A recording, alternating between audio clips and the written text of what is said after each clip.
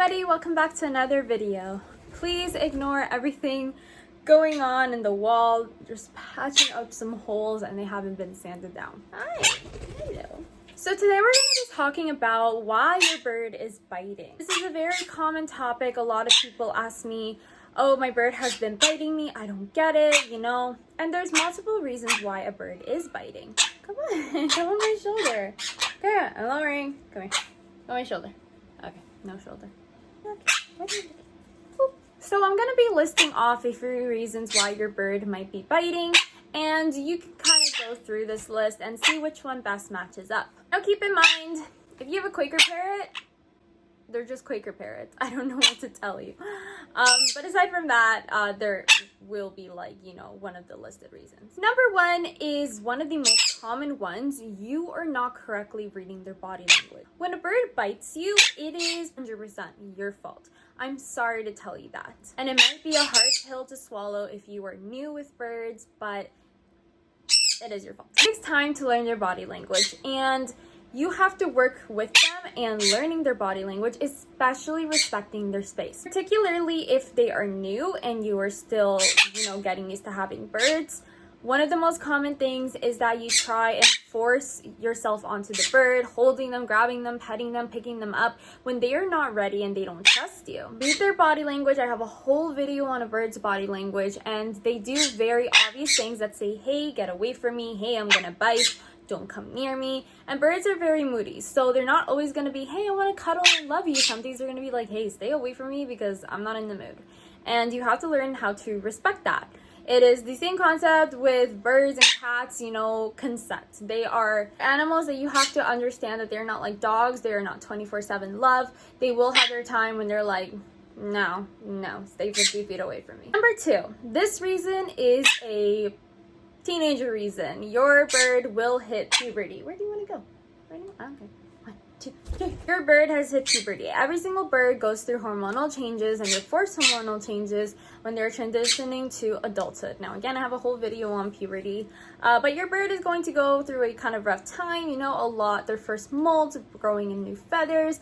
They are having some fluctuations in their hormones, and they will be more bitey and aggressive. And this is something that you have to deal with as their parent. You have to help them through and be so patient with them. Which brings me to the third reason, which is a seasonal reason, which is nesting season. After they reach adulthood, they are going to have springtime, and around the end of summer, they're going to have a time when they are looking for a mate. Their instinct is to nest, to have a partner. They're going to get extra hormonal about this, and they will be a bit more aggressive. You might notice that they're acting about weird. They're, biting a lot more, and this is, again, just a seasonal response. So again, please be patient with them, read their body language, and help them through this. Fourth reason, hopefully, is molting. Now, molting occurs about twice a year, where they drop their feathers, not all at once. If you guys are new to molting, go check out my video. But they will be dropping some feathers time by time and then growing in new ones. This can be very uncomfortable and even painful sometimes for them. You need to help them out by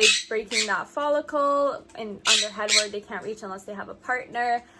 Giving them extra protein, like scrambled eggs, and understanding why they're a bit aggressive because they're just having a not fun time. The other reason, and very simple one, is that you're not spending enough time with them. They are not trusting you. They are not bonded to you.